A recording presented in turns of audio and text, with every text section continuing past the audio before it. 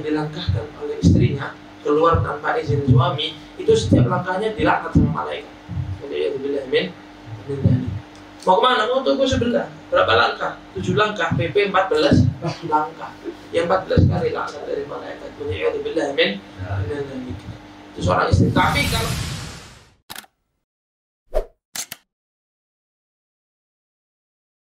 Bismillahirrahmanirrahim. Alhamdulillahirabbil alamin. Wa bihi nasta'in 'ala umuri dunya wa salahid din. Wa sallallahu ala sayyidina Muhammad khataman nabiyyin wa ala alihi wa sahbihi ajmain. Wa la haula wa la quwwata illa billahil 'aliyyil 'azim. Amma. Qala rabbi shrah li sadri wa yassir li amri wahlul 'uqdatam min lisani yafqahu qawli. La haula wa la quwwata illa billahil 'aliyyil 'azim. Anaka la 'ilma lana illa ma 'allamtana innaka antal 'alimul hakim. Amma ba'd. Alhamdulillah, Allah subhanahu wa ta'ala yang masih memperkenankan kita berkumpul kembali dalam satu majelis, satu rumah yang insya Allah dipenuhi barakah oleh Allah subhanahu wa ta'ala. Karena rumah tersebut dibacakan yang namanya maulid dan sirah Nabi Muhammad sallallahu alaihi wasallam, dibacakan di tempat tersebut al-ilmu nabawi, ilmu Nabi Muhammad sallallahu alaihi wasallam, dan tak lupa juga di rumah tersebut juga dibacakan hadis Nabi Muhammad sallallahu alaihi wa ala alihi wasallam. Alhamdulillah, kita juga masuk di pertengahan bulan Rajab. Pertengahan bulan Rajab akhir. Nah, Asyrul awakhir min Rajab. 10 terakhir daripada bulan Rajab. Ya, dan tahu semuanya insyaallah. Kejadian yang ada di bulan Rajab, kejadian fenomena, kejadian peristiwa alam yang sangat mengejutkan dari mulai zaman Nabi sampai sekarang. Sampai sekarang kejadian tersebut tidak bisa dinalar dengan akal sehat. Tidak bisa dinalar dengan akal sehat. Yang hanya menerima orang-orang yang beriman kepada Allah Subhanahu wa taala atas kejadian yang menimpa kepada mukjizat dari Nabi besar Muhammad sallallahu alaihi wa alihi wasallam. Allah Subhanahu wa ta'ala menjelaskan dalam Al-Quran, Subhanalladzi asra bi'abdihi laylan minal masjidil harami ilal masjidil aqsa alladzi barakna hawlahu linuriyahu min ayatina innahu huwas sami'ul basir. Sedikit cerita daripada Isra Mi'raj. Subhanalladzi asra itu asra yusri, dari sara yasri. Sara yasri itu artinya berjalan malam. Dari kalimat bahasa Arab, sara yasri itu artinya berjalan malam. Sara yasri. Tapi masalahnya Allah Subhanahu wa taala mengatakan setelahnya subhanalladzi asra bi 'abdihi lailan. Sara kan sudah berjalan malam. Kenapa kok dikasih lailan? Lailan itu artinya apa? Malam. Iya, ini diperjelas lagi oleh Allah. Kalimat lailan di sini berjelas bahwasanya hanya sebagian kecil daripada malam hari. Jadi bukan semua malam. Dari mulai tenggelamnya matahari sampai terbitnya matahari, enggak. Cuma sebagian malam. Yang pertama, yang kedua, sebagian orang mengatakan bahwasanya Rasul sallallahu alaihi wasallam Isra Mi'raj dengan ruhnya saja. Jasadnya enggak. Dan ini ada dalam firman Allah. Allah Subhanahu wa taala mengatakan subhanalladzi asra bi 'abdihi. Kalimat 'abd itu enggak mungkin kalau hanya ruhnya saja. Ruh dan jasadnya Rasul sallallahu alaihi wasallam diisrakan dan dimi'rajkan.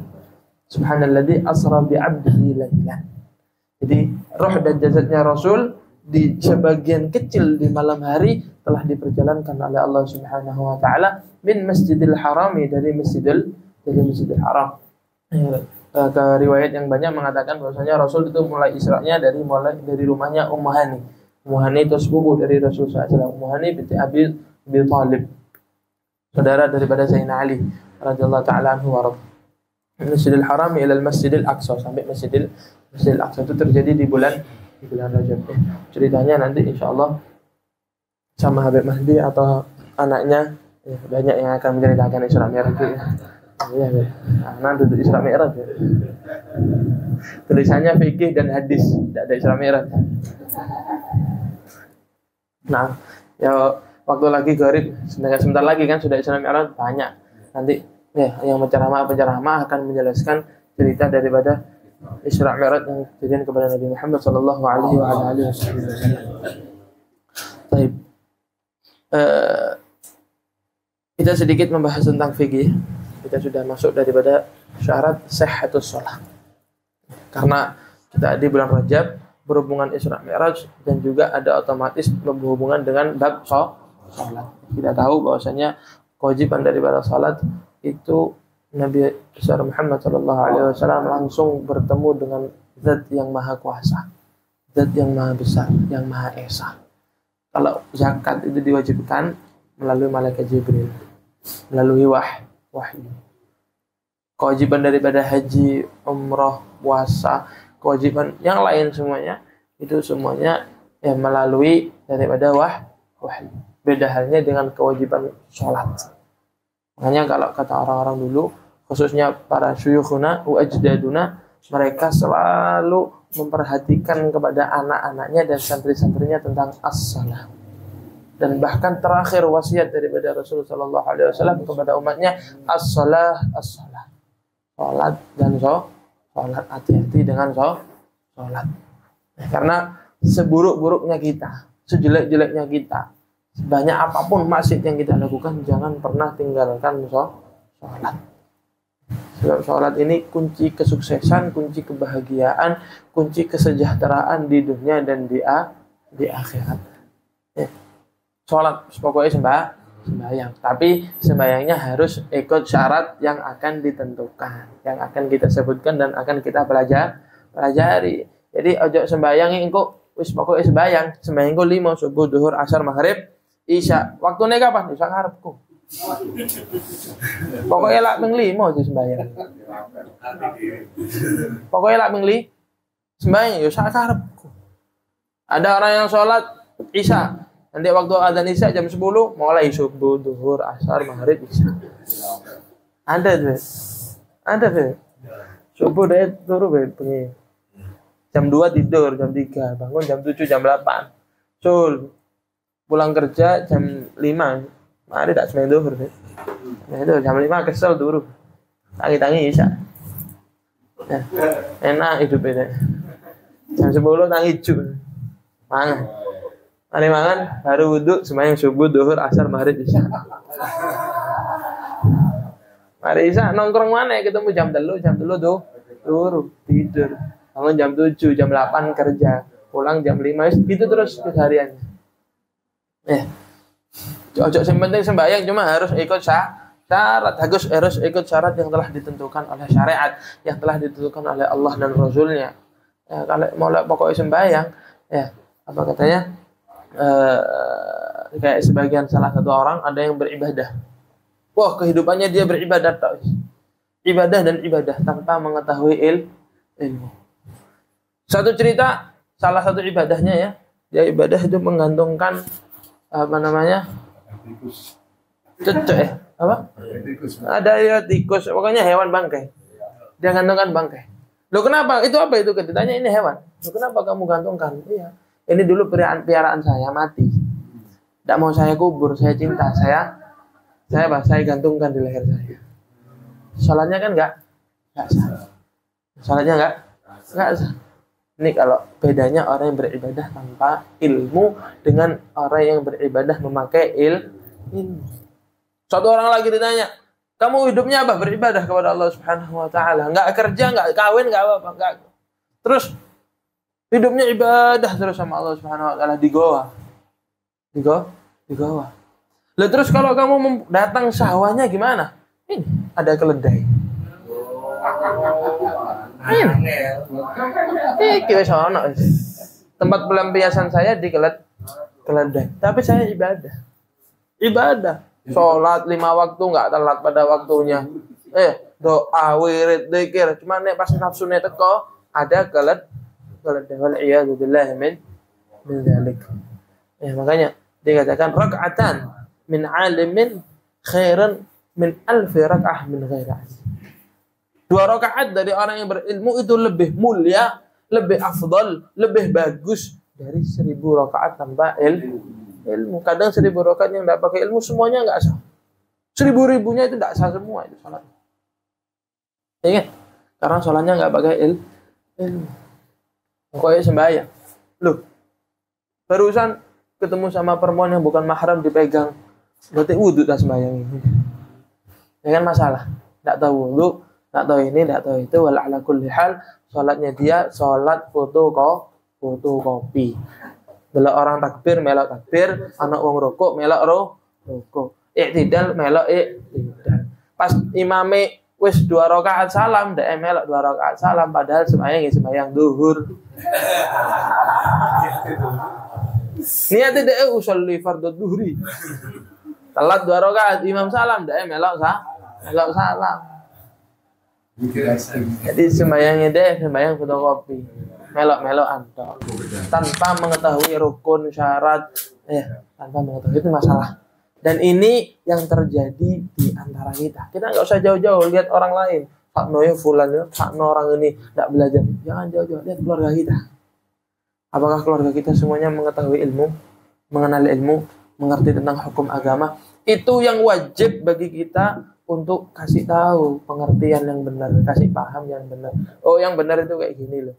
Oh, kalau kita nggak bisa ajarin mereka, ajak mereka ke majelis tak. Itu kewajiban bagi seorang kepala rumah tangga. Makanya seorang istri, itu haram bagi seorang istri untuk keluar tanpa izin suami. Haram. Termasuk nusyuz. Nusyuz itu membangkang, durhaka kepada suami. Kullu khatwatin khatatha la'anatha al-malaikah. Setiap langkah yang dilangkahkan oleh istrinya keluar tanpa izin suami, itu setiap langkahnya dilaknat sama malaikat. Waliyadzubillah min dzalik.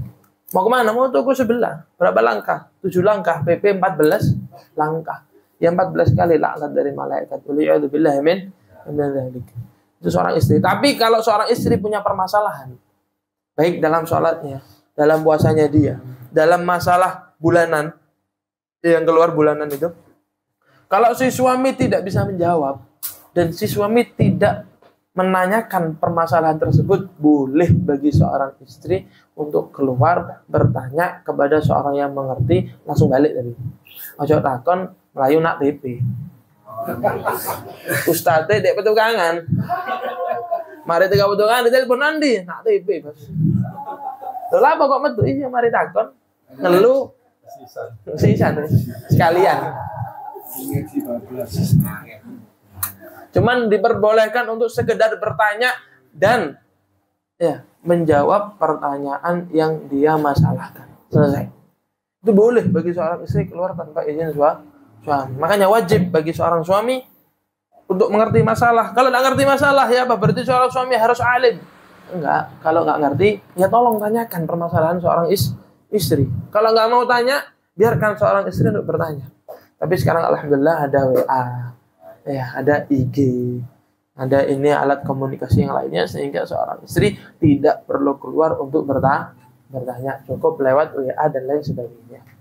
Nah, kita sudah sampai dalam syurut sihhatus shalah.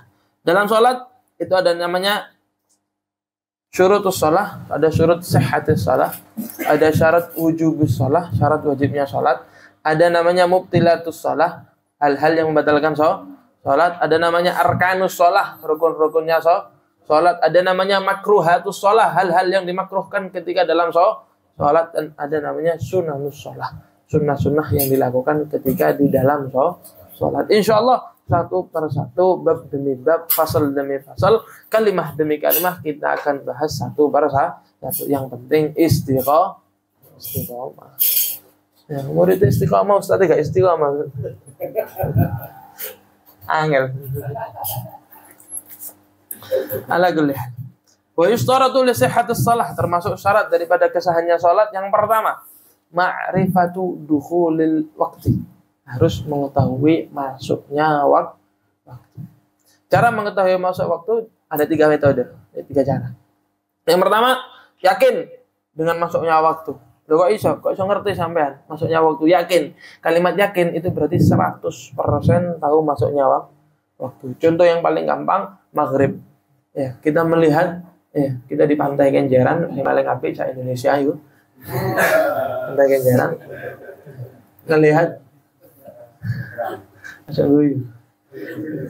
Melihat terbenamnya matahari. Kita lihat terbenamnya matahari. Benar itu, benar. Kita melihat terbenamnya matahari, kita lihat dengan mata kepala kita sendiri, berarti kita yakin bahwasanya waktu maghrib telah masuk. Itu namanya mengetahui masuknya waktu dengan yakin. Itu namanya yakin. Atau yang semisal dengan itu, ya, ada orang yang kita sangat percayai, itu ustadz kita, ya, ketua kita, atau yang lainnya, kita percaya sama mereka. Kita percaya sama para ustadz, sama para kiai, para habaib. Mereka mengatakan bahwasanya matahari telah terbenam, matahari atau fajar telah terbit. Mereka melihat, dan mereka ketika melihat mereka ngasih tahu kita. Kita percaya sama mereka, itu juga termasuk yakin. Termasuk yakin. Atau bisima'i muadzinin, dengar orang adzan. Sampai orang adzan berarti masuk waktu, ya kan? Kenapa kok sampean yakin bahwasanya orang kalau adzan itu masuk waktu? Iya, karena termasuk syaratnya orang yang adzan. Termasuk salah satu syaratnya orang yang adzan itu harus aminun, dapat dipercaya. Dan yang kedua harus mengetahui keluar dan masuknya waktu sholat. Dia harus tahu. Jadi orang adzan itu tidak sembarangan. Dia selain muslim, baligh, aqil dan lain sebagainya, termasuk salah satu syaratnya harus bisa dipercaya dan bisa mengetahui masuk dan keluarnya waktu sholat. Dan orang adzan itu pasti setelah masuk waktu sholat. Jadi mereka melihat, oh fajar telah terbit. Dapat berapa menit atau berapa detik, naik, siapkan mikrofon, baru adzan. Jadi kalau yang puasa, guru adzan, oleh sahur iki, oleh mangan.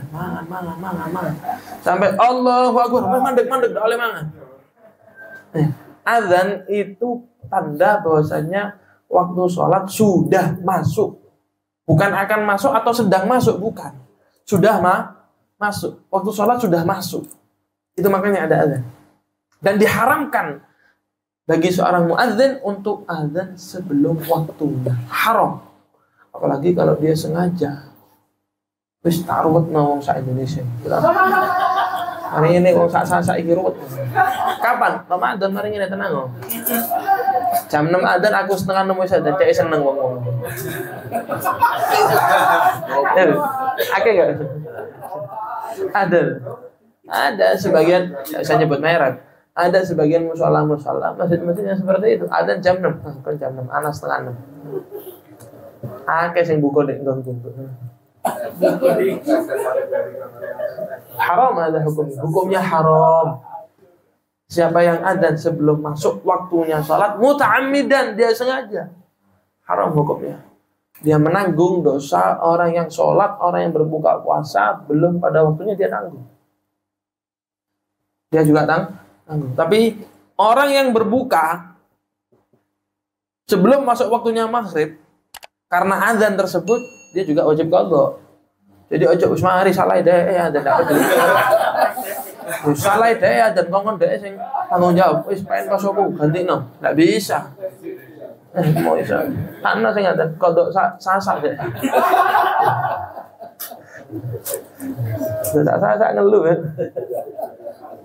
Ya qadha tetap wajib pada personal masing-masing. Qadha tetap wajib pada orang masing-masing. Ya salahnya dia. Kenapa dia tidak memperhatikan adzan atau masjid yang dapat dipercaya, atau masjid yang istilahnya itu masjid jamek, masjid yang kiblah, menjadi kiblat untuk tempat tersebut. Itu salahnya dia.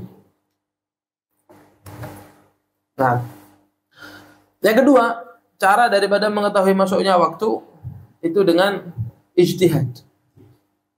Dengan ijtihad. Kalau zaman dulu itu ada dikul mujarrab. Dik itu ada ayam jantan, tapi dia sudah terlatih ketika terbit fajar dia akan berkokok. Ketika terbit matahari dia akan berkokok. Ketika terbenamnya matahari dia berkokok. Tergantung pelatihnya. Dilatih bagaimana. Jadi zaman dulu itu ada sebagian orang itu punya ayam yang sudah dilatih sama dia ketika terbenam matahari atau ketika terbitnya fajar, akan berkokok. Kita tidak dengar azan, kita nggak bisa lihat fajar, kita tidur. Bangun karena apa? Karena kokokan ayam. Terus boleh nggak sholat? Ambil dulu langsung sholat. Boleh kalau ayam tadi sudah terlatih, sudah mujarab bahwasanya ini ayam tidak pernah berkokok kecuali setelah masuk fajar. Baru boleh kita jadikan dia patokan. Jadikan patokan. Bagi ayam ya bisa logo. Atau pekerjaan. Kita punya satu pekerjaan apa? Anggaplah kita itu kalau habis maghrib biasanya baca hizib 1 juz, habis itu baca Ratibul Haddad, baca Ratibul Atas. Kalau kita sudah baca hizib 1 juz, Ratibul Haddad, Ratibul Atas, itu biasanya sudah masuk waktu Isya. Subhanallah, ngelencer. Jalan-jalan ke Tretes, tak ke Batu, yang jauh dari masjid, jauh dari tempat kumandangnya azan. Maghrib di mobil kayak biasanya baca Ratibul Haddad, baca Ratibul Atas, dan kemudian baca hizib 1 juz. Setelah itu tanpa dengar azan, tanpa ada yang memberitahu bahwasanya masuk waktu Isya, tanpa ada yang ngasih tahu, boleh nggak salat Isya? Boleh. Loh, kenapa? Biasanya kita orang ini setiap hari kalau sudah baca 1 juz Al-Quran, Ratibul Haddad sama Ratibul Atas, itu mesti langsung salat Isya, dan waktu Isya sudah masuk. Biasanya seperti itu.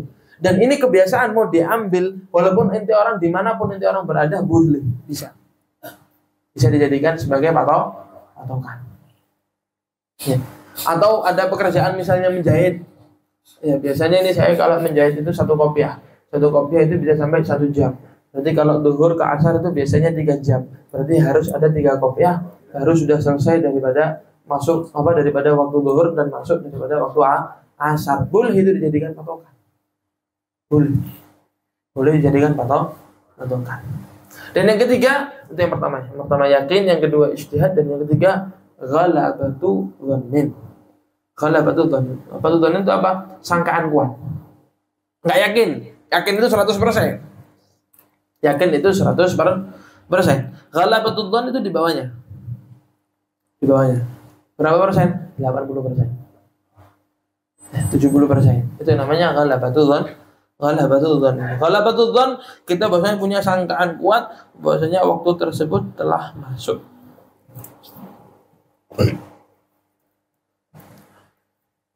Ya, apa caranya? Caranya kayak gini. Kita masuk masjid. Jangan masjid lah. Kita ngelihat di padang pasir atau di Bromo. Kita ngelihat ada satu orang alim bersama rombongannya sholat. Kita nggak dikasih tahu. Ini maghrib sudah masuk, nggak dikasih tahu. Ini isya sudah masuk, nggak dikasih tahu. Tapi kita ngelihat mereka sholat. Kita tahu ini orang alim, orang ngerti waktu, orang ngerti masalah perbintangan, ngerti masalah masuknya waktu, keluarnya waktu. Kita ikut mereka boleh. Tapi itu termasuk derajat yang ketiga. Jadi yang pertama yakin, yang kedua ijtihad, yang ketiga ghalabatu dhannin, sangkaan kuat. Ini 3 cara. Salah satu di antara 3 ini kalau bisa apa? 3 cara untuk mengetahui masuknya waktu. Tapi jika kita sholat tanpa mengetahui masuknya waktu, langsung sembahyang. Mari bal-balan, kesel, mari renang, kesel, ganti kelambi, wudu, langsung sembahyang. Terus masuk waktu apa gurung? Gak perlu. Pokoknya langsung sembahyang. Berenang di Atlas dari jam 9, kesel renang langsung bilas, langsung masuk mushola takbir. Allahu Akbar. Bahu mau dari al-waqt takhallala. Dia tidak tahu masuk waktu apa belum. Langsung sholat. I'lam anna salatuhu lam tasih. Sholatnya dia tidak sah. Kenapa? Karena dia sholat ma'asyak fi dukhulil waqti. Dia sholat tapi ada keraguan di hatinya dia tentang masuknya waktu. Ini waktu sudah masuk apa belum? Otomatis kalau dia ragu, niatnya dia nggak ada jazm, nggak ada tekad yang bulat, yang kuat untuk masuk ke dalam sholat, dan itu membatalkan daripada sholat. Jadi barang siapa yang langsung sholat tanpa mengetahui masuknya waktu, bangun tidur, ya Allah, bangun tidur, langsung sembahyang, nggak delok jam. Ketika siangan tak apa langsung. Semua Allahu Akbar, Allah mahdina fi man hadi didelok jam ya Allah jam 3 jam 3. Jam 3 coba. Allah mahdina fi man hadi. Tak sah salatnya. Tidak sah. Jadi harus mengetahui masuk waktu subuh, harus mengetahui. Nah, itu syarat yang pertama. Syarat yang kedua daripada syarat-syarat sahnya sholat,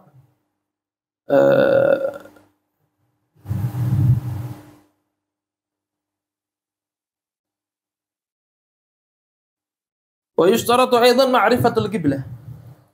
Juga termasuk syaratnya, syarat sahnya sholat harus mengetahui daripada kiblat. Itu jelas ya. Sholat itu menghadap ke kiblat. Falam tasih salatu syakhsin lam yastaqbilil kiblah. Maka tidak sah sholatnya seseorang yang tidak menghadap kiblah. Kiblahnya mana kiblahnya? Kiblahnya itu bukan Mekah, bukan. Mekah itu bukan kiblat. Kiblat itu bukan Masjidil Haram, bukan. Kiblatnya kita adalah Ka'bah.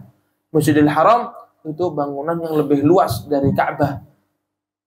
Mekah itu adalah sebuah kota yang di dalamnya ada Masjidil Haram dan juga ada Ka'bah. Kiblatnya orang Muslim, kiblatnya orang mukmin di dalam sholat adalah Ka'bah. Itu kiblat. Jadi kita menghadap. Tahu arti menghadap? Kita menghadap bukan melihat Ka'bah, bukan. Kita diwajibkan menghadap Ka'bah. Jadi kalau kita sholat di Masjidil Haram, insya Allah kita semuanya diberikan rezeki untuk bisa berangkat umrah, haji, sehingga kita bisa sholat di Masjidil Haram semuanya bareng-bareng. Insya Allah, Allahumma amin. Kalau kita misalnya sholat di Masjidil Haram, kita wajib menghadap ke Ka'bah, kiblat. Wajib menghadap ke kiblat, bukan melihat. Kalau melihat gak wajib. Bahkan yang mu'tamad di mazhab Imam Syafi'i tidak disunahkan melihat Ka'bah ketika sholat. Tidak disunahkan melihat Ka'bah. Sunnah apa? Melihat tempat sujud ketika sholat. Jadi ketika sholat tetap melihat tempat sujud, walaupun di Masjidil Haram. Ya, nek wong saya kira enggak. Sembahyang di Masjidil Haram. Delok sing muter.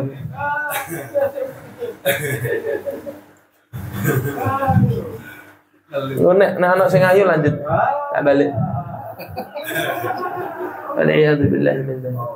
Walaupun kita di Masjidil Haram, hati-hati ya sama namanya maksiat.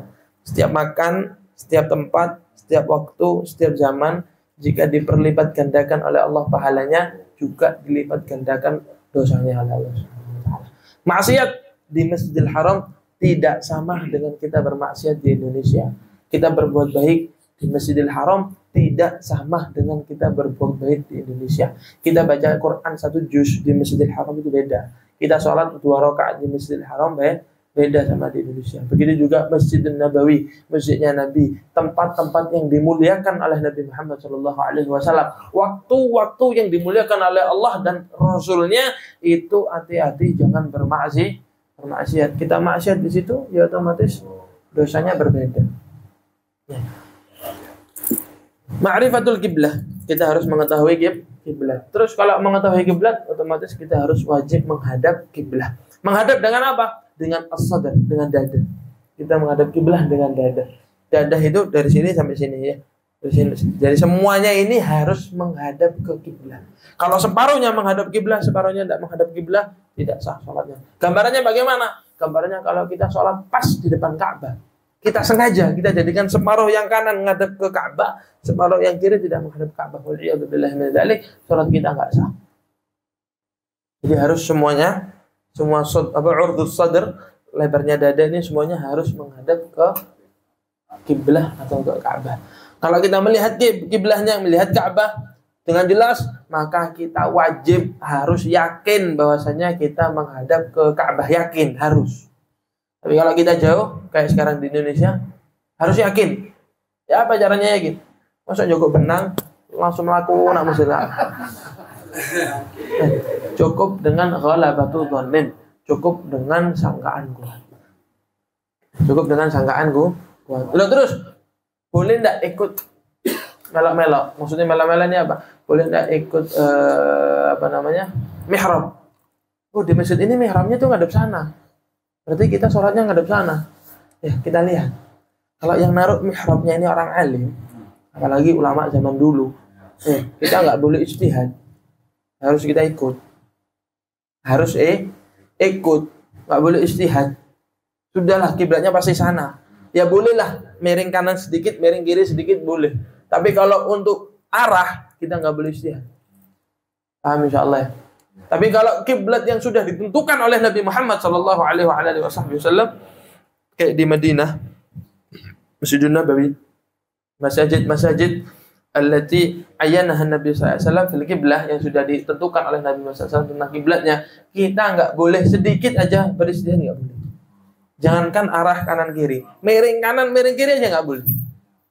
Karena itu sudah ditentukan oleh Nabi Muhammad sallallahu alaihi wasallam. Adapun masjid-masjid baru yang sekarang ini, masjid-masjid modern, itu kalau kita ragu dengan mihrabnya, dengan kiblatnya, kita boleh beristihad. Boleh. Ya, Bu. Boleh. Kalau kita ragu. Kalau tidak ragu masuk masjid, bikin masjid apa kira? Ya, orang sekarang ini kalau masuk masjid yang dilihat bagus masjidnya. Wah, begini mah ya adem. Asine wae. Enggak dilihat man banaha, siapa yang bangun. Ketika kita masuk masjid itu lihat masjid man banaha, siapa yang bangun. Hal banaha bimalin halal, mereka bangun dengan uang halal apa enggak? Kita lihat rauhaniyahnya lebih yang mana, lebih tenang, lebih enak, berarti ini masjid dibangun dengan niat soleh, dengan harta yang halal. Tapi kalau kita orang walaupun masjidnya bagus, hati kita gundah, hati kita bingung, ala kulli hal sembayangi, pokoknya sembayang doa. Insyaallah paham ya? Ya, ada pertanyaan sampai sini? Ada pertanyaan? Dua hal-hal yang mewajibkan atau syarat daripada syurutus syahadat shalah ada dua. Yang pertama masuknya waktu, cara mengetahui masuknya waktu dengan tiga perkara. Yang pertama dengan yakin, yang kedua dengan ijtihad, yang ketiga dengan sangkaan kuat, dan syarat sahnya salat yang kedua adalah menghadap kiblat dan menghadapnya dengan dada. Baik. Kalau nggak pakai tentukan pakai sekarang pakai aplikasi handphone kiblat. Ya. Nama aplikasi itu apa namanya? Ya kiblat. Kalau GPS. Kalau GPS itu mereka yakin nggak meletakkan aplikasi tersebut pas pada kiblatnya? Ya, itu. Sebab di ilmu falak itu juga mereka mengajarkan bagaimana cara seseorang mengetahui kiblat. Wallahu a'lam. Wallahu a'lam. Tergantung ininya, apa GPS-nya. Kalau memang benar GPS-nya, ya ala kulli hal sah salat. Tapi kalau ternyata ya selama ini kita sholat ikutin GPS, bangun rumah, ya ini sebagian orang ini sekarang bangun rumah baru, kiblatnya ikut GPS. GPS mana? Oh ya wis gitu kiblatnya. Sudah bertahun-tahun sholat dengan kiblat itu. Subhanallah. Lihat satu ulama, didatangin satu ulama alim atau apa yang mengetahui ilmu falak, mereka mengatakan ini kiblatnya bukan sini. Kiblatnya kanan, bukan lurus sana, kanan. Berarti sholatnya selama itu tidak sah. Harus juga, Pak. Tapi kalau misalnya nggak ada yang ngasih tahu sampai dia meninggal ya wis. Maaf, bukan perkara yang disengaja sama dia. Kecuali kalau ada masjid lama, tapi dia tidak mau ikut masjid, tak boleh. Masalah. Nah dia buat apa? Rumah di perumahan. Tanpa ada masjid atau masjidnya baru atau tidak ada masjid sama sekali, ala kulli hal menetapkan kiblat di rumah tersebut melewati GPS. Tapi sekarang ada kan jauh prosedur kiblat. Kalau kita zon kita ini benar, tidak apa-apa. Maaf miskin. Kayak ikhbar. Kayak ada orang ngasih tahu. Hukum kalau kita nggak tahu kiblat, terus ada yang ngasih tahu, kiblat sana. Kita wajib ambil, apa boleh ambil, apa tidak usah diambil. Perkataannya orang ini. Kita lihat. Kalau orang ini thiqah, bisa dipercaya, orang ini orang ngerti, orang paham, dan kita tidak mengetahui ilmu kiblah, wajib kita ambil. Wajib kita ambil. Tapi kalau orang bukan orang thiqah, orang biasa, orang fasik, orang biasa. Dia ngasih tahu kiblat sana. Boleh kita ambil, boleh kita tinggalkan. Kalau antum percaya sama dia, ahlan wa sahlan. Tidak percaya sama dia, ya wis. Nah, kalau di perumahan itu kan sekarang biasanya kan dibangun masjid.